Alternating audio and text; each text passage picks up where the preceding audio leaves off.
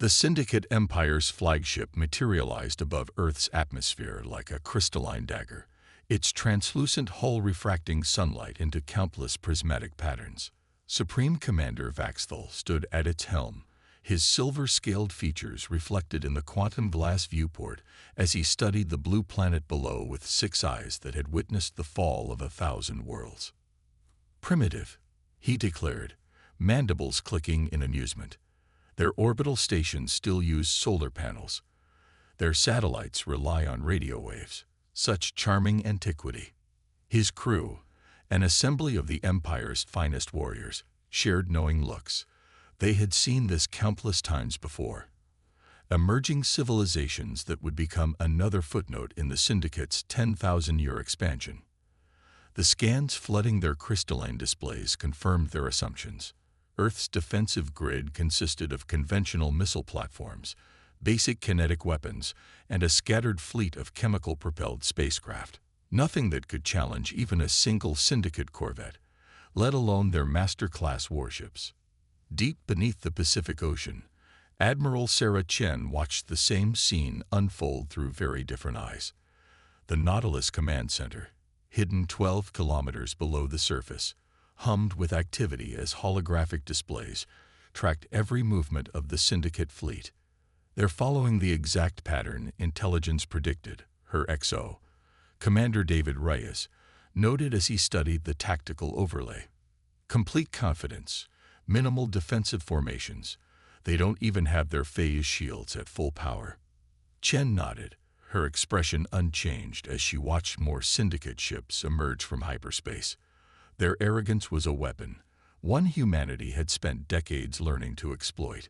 Since first detecting the Empire's expansion 50 years ago, Earth had prepared in secret, developing technologies that worked on principles the Syndicate would never expect. "Status of Operation Shadowbox?" she asked, her voice carrying across the command center's curved walls. "All elements in position, Admiral." Lieutenant Commander Aisha Patel reported from the quantum mechanics station. "The gravitic lens arrays are maintaining full coverage. As far as their sensors can tell, Earth's ocean floors are exactly what they expect. Simple rock and sediment. In reality, those ocean floors conceal humanity's greatest achievement, a network of quantum-locked cities and military installations, hidden not through traditional stealth technology, but by manipulating the very fabric of space-time to redirect any scanning attempts." The Syndicate's message arrived exactly as predicted, broadcast simultaneously across all of Earth's communication channels. Supreme Commander Vaxthal's image appeared on screens worldwide, his ornate ceremonial armor gleaming with embedded quantum crystals that served as both decoration and computational nodes. "People of Earth," he began, his translated voice carrying the weight of absolute authority. "Your civilization has been granted the honor of joining the Syndicate Empire. Your technology, while endearingly primitive, shows promise. Submit to our guidance, and in mere centuries, you may advance enough to serve as more than simple laborers." Chen allowed herself a small smile as she watched the transmission. On the surface, Earth's political leaders were playing their roles perfectly, expressing concern, requesting time to consider, acting exactly as a frightened primitive civilization should. "Signal from SOLCOM," Rise announced. "Operation Shadowbox is greenlit. They're proceeding exactly as anticipated." "Very well," Chen responded, straightening in her command chair. "Initiate Phase 1.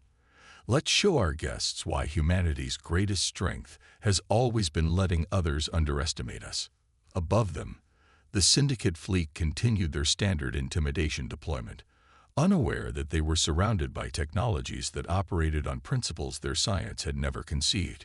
Humanity had learned long ago that true advancement didn't mean following the same technological paths as others. It meant finding new paths entirely. As Chen gave the order to begin humanity's counterstrike, she reflected on the irony of the situation. The Syndicate Empire had conquered 1,000 worlds by being the most advanced civilization in known space. They were about to learn that sometimes appearing primitive was the most sophisticated strategy of all. They called it the Lazarus Project, humanity's answer to the question of survival in a universe dominated by the Syndicate Empire. Dr. Maya Santos stood in the heart of the quantum development facility, watching as engineers made final adjustments to the ESS Nightshade's revolutionary drive system.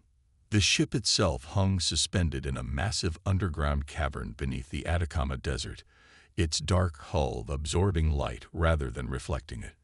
Unlike the crystalline elegance of Syndicate vessels, the Nightshade was all sharp angles and geometric precision, its design guided by function rather than aesthetic. The quantum entanglement matrix is holding stable at 99.9% efficiency, Dr. Santos announced, studying the complex data streams flowing across her neural interface. The ship isn't just invisible to their scanners. As far as the universe is concerned, it doesn't exist at all. The technology that made this possible had emerged from an unlikely source: research into human consciousness. While the Syndicate Empire had mastered manipulation of physical space, humanity had discovered something far more fundamental. The observer effect could be weaponized. General Marcus Way, the project's military overseer, stepped up beside her. And you're certain they won't be able to detect it. Their quantum scanning technology is supposedly unmatched in the known galaxy. Santos smiled, gesturing to the massive quantum computer cores that lined the facility's walls. That's because they're looking for things that can be detected. The Nightshade operates on a different principle entirely. We're not trying to hide from their sensors. We're convincing reality itself that there's nothing to detect. The breakthrough had come from studying the way human consciousness collapsed quantum wave functions.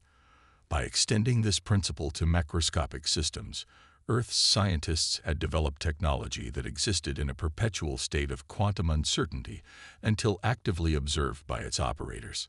Throughout the facility, other revolutionary systems were undergoing final testing.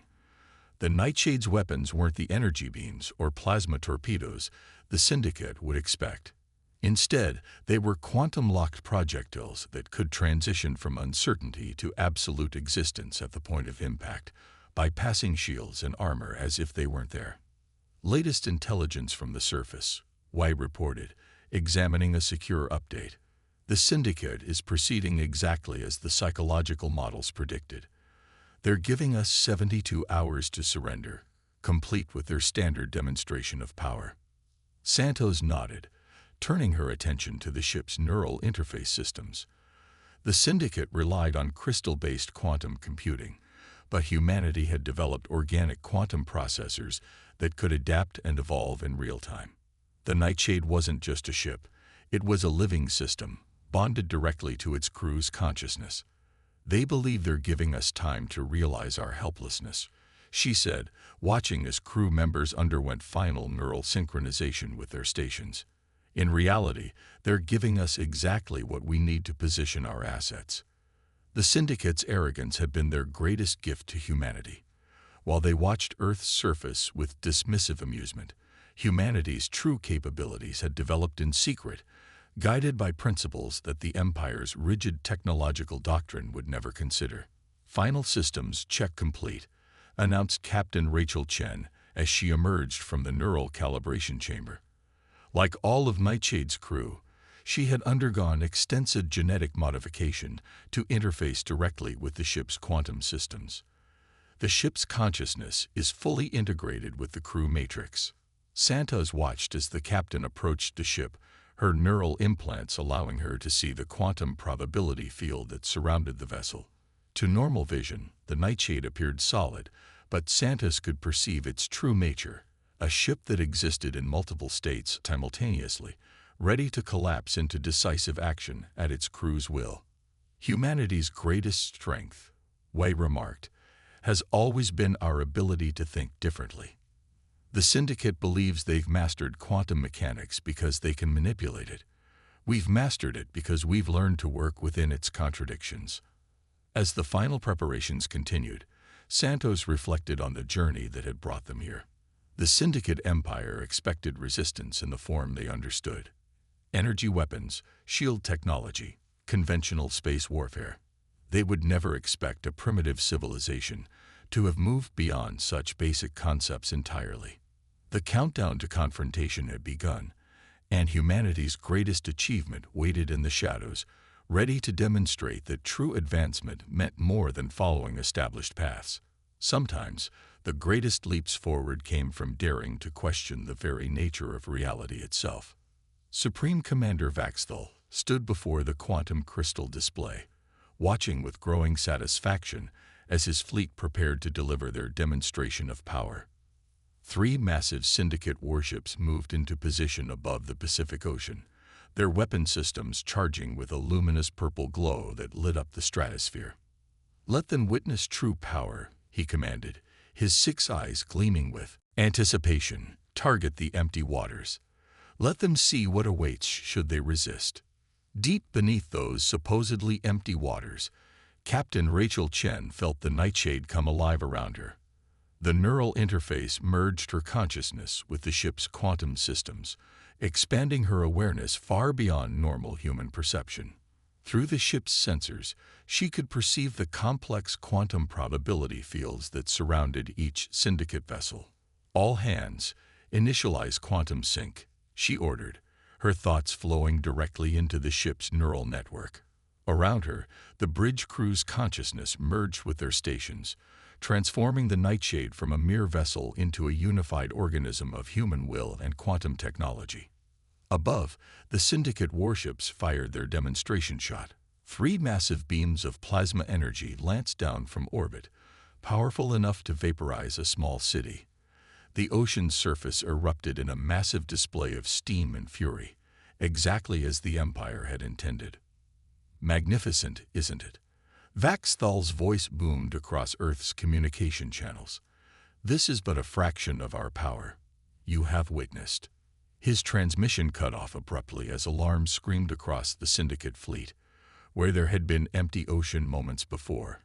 Sensors suddenly detected a massive underwater facility, but only for a split second before it vanished again.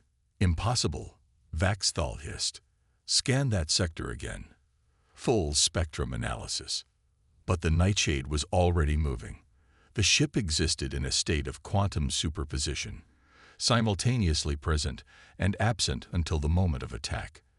As the syndicate ships focused their sensors downward, Chen gave the order. "Quantum collapse. Full offensive pattern," she commanded. The nightshade shifted from probability to reality directly above the nearest syndicate warship, its presence resolving like a photograph developing in reverse. The Empire's crew barely had time to register the dark vessel's appearance before the Nightshade's weapons fired. Instead of energy beams or plasma, they launched projectiles that existed in quantum uncertainty until the moment of impact. The Syndicate's advanced shields, designed to deflect energy weapons, might as well have been tissue paper. "What manner of primitive trickery is this?" Vaxthal roared as the first warship's crystal hull shattered, its crew exposed to the vacuum of space. All ships, full defensive formation. But the Nightshade was already gone, collapsed back into quantum uncertainty. Through her neural interface, Shen could sense the confusion and fear rippling through the Syndicate fleet. Their sensors, the most advanced in known space, couldn't track what they couldn't comprehend. "Second attack run," Chen ordered, feeling her crew's unified response through the neural network. The Nightshade materialized again, this time between 2 Syndicate vessels. Its quantum-uncertain weapons struck both ships simultaneously, bypassing their shields entirely. "They're adapting," reported Commander Sarah West. Her consciousness merged with the tactical systems. "They're trying to establish a tachyon detection grid." Chen smiled. The Syndicate's response was predictable. When faced with an unknown threat, they fell back on increasingly complex technology. But humanity's approach wasn't about complexity. It was about understanding the fundamental rules of reality and finding the spaces in between. The Nightshade danced through space, appearing and disappearing like a ghost. Each attack lasted mere seconds, but the damage was devastating. Syndicate ships, their hulls breached by weapons that denied the conventional laws of physics, began retreating to higher orbits. "This is impossible," Vaxthal's voice crackled across the command channel. No primitive species could possess such technology. You hide behind tricks and deceptions. No, Chen responded, allowing her voice to transmit for the first time. We simply learned to see the universe differently. Your empire's greatest weakness is believing that advancement only moves in one direction. As if to emphasize her point, the nightshade appeared directly in front of Vaxthal's flagship. Through the quantum crystal viewport, the Supreme Commander found himself staring at a vessel that defied everything he understood about technology and warfare. The battle had lasted less than 15 minutes, but its impact would echo across the galaxy. Humanity had revealed itself not as the primitive civilization the Syndicate expected, but as something far more dangerous, a species that had found its own path to the stars. The Syndicate Empire's high command chamber aboard their capital ship, Eternal Crystal, pulsed with agitation, its quantum crystal walls reflecting the tension of its occupants. Supreme Commander Vaxthal faced the emergent holograms of the Imperial Council, their crystalline forms shimmering with barely contained fury. "Explain," demanded High Counselor Zixra, her form towering over the chamber, "how a primitive species has managed to damage our fleet with technology that by all measures should not exist." Vaxthal's scales had lost their luster, his previous confidence shattered like the hulls of his destroyed warships. The humans, they do not follow the expected path of technological evolution. They have developed something that operates outside our understanding of physical laws. Across Earth's orbital space, debris from the recent battle traced glittering paths through the void. Syndicate repair ships worked frantically to salvage what they could, their crews still struggling to comprehend how their advanced shields had failed so completely. In the Nautilus Command Center, Admiral Sarah Chen watched the Syndicate's frantic activity with calculated interest.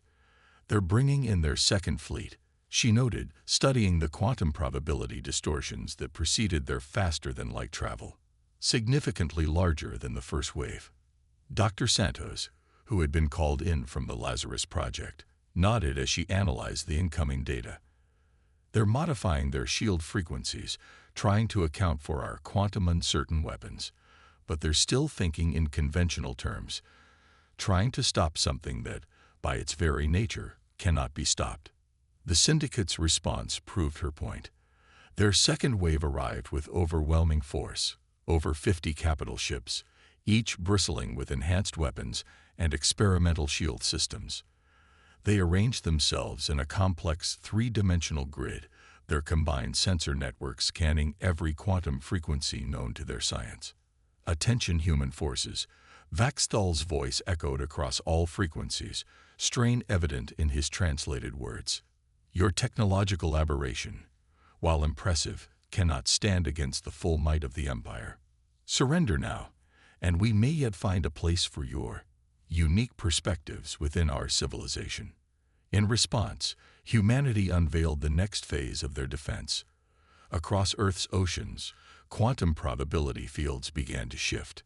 Where the Syndicate's sensors had detected only empty water, vast underwater cities and military installations phased into existence, only to disappear again before their targeting systems could lock on. "They're not just hiding their technology," High Counselor Zixra realized, watching the sensor data with growing horror. "They're hiding entire cities, military bases. How much of what we've seen of their civilization is real?" The answer came in the form of coordinated attack. The ESS Nightshade was no longer alone.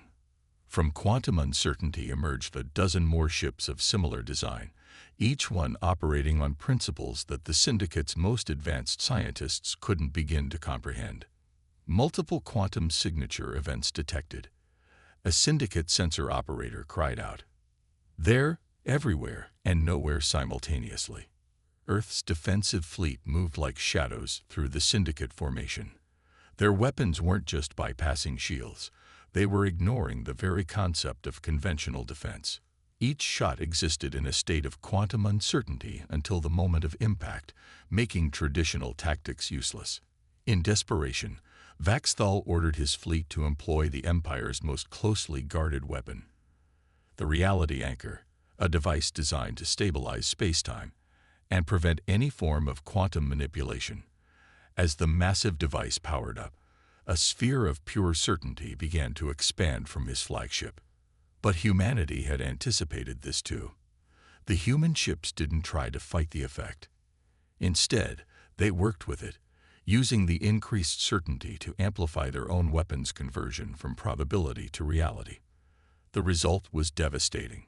Where before their attacks had pierced shields, now they shattered entire ships. How? Vaxthal demanded, watching his mighty fleet crumble before what he had dismissed as a primitive species. How did you develop such technology without following the expected path? Admiral Chen's response was transmitted across all channels, her voice calm but firm. Because we never accepted that there was only one path to the stars. Your empire's greatest weakness isn't your technology. It's your inability to imagine alternatives to what you already know. As the battle reached its crescendo, the truth became undeniable. The Syndicate Empire, with all its advanced technology and 10,000 years of dominance, had been outmaneuvered not by superior firepower or more advanced shields, but by a fundamentally different way of thinking about the universe itself. In the aftermath of the battle, Earth's orbital space had become a graveyard of crystalline fragments, the shattered remains of what had once been the Syndicate Empire's proudest fleet. Supreme Commander Vaxthal stood in his flagship's ruined bridge, watching as emergency force fields flickered, struggling to maintain atmospheric containment. The mighty Eternal Crystal, pride of the Empire's fleet, now drifted powerless in high orbit. Through breaches in its once perfect hull, Vaxthal could see other Syndicate vessels in similar states of defeat. Those that could still move were retreating, their crews struggling to comprehend how their invincible empire had been brought low by a supposedly primitive species. The Imperial Council demands answers. His second-in-command reported, the crystalline communication matrix cracking with each word. They cannot understand how this happened. Neither can I, Vaxthal admitted, his scales dulled with exhaustion. Everything we know about technological progression, about the fundamental laws of the universe, these humans simply ignored it all. The ESS Nightshade materialized before his crippled flagship, finally allowing itself to be seen clearly. Its dark hull seemed to absorb both light and certainty, a physical manifestation of humanity's departure from conventional physics. Behind it, Earth's true face was revealing itself. Quantum probability fields dissolving to show vast orbital installations and defense platforms that had been there all along, hidden not through stealth, but through humanity's mastery of uncertainty itself. In the Nautilus Command Center, Admiral Chen watched as data streamed in from across the solar system. The Syndicate's defeat wasn't just military, it was philosophical. Their entire understanding of how civilizations progressed, how technology should develop, had been proven fundamentally flawed. We're receiving transmissions from dozens of worlds, Commander Rice reported, his neural interface processing the flood of incoming signals. Other species who've lived under Syndicate rule, they're asking how we did it. They want to learn. Dr. Santos smiled as she studied the quantum probability maps. We showed them that there's more than one way to reach the stars.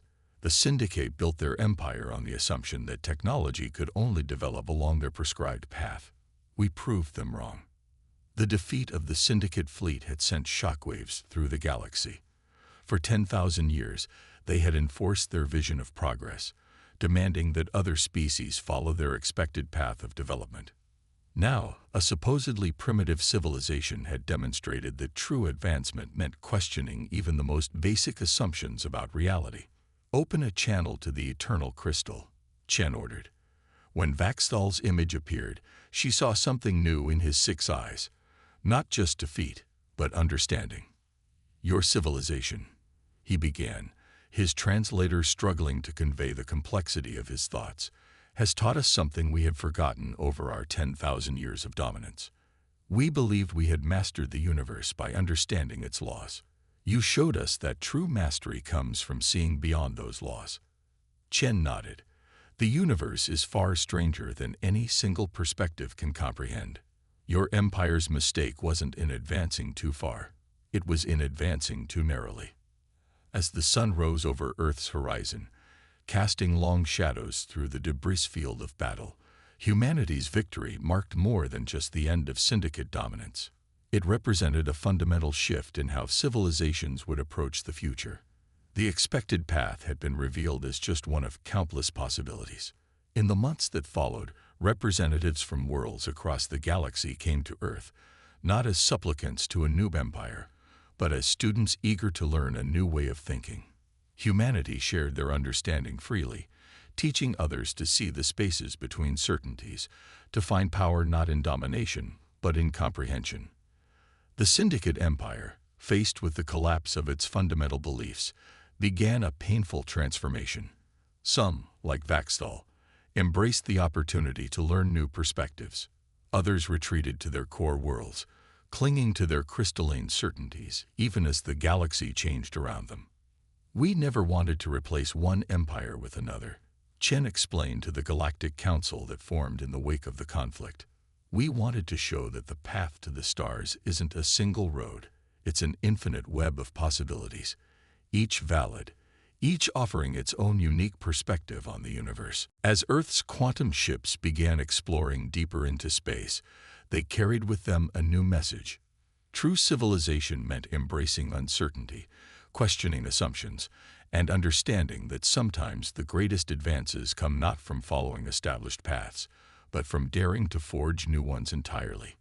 The age of the Syndicate had ended, and with it, the belief in a single expected path of progress. In its place arose something far more powerful, the understanding that in a quantum universe, every perspective adds to our comprehension of reality's endless possibilities.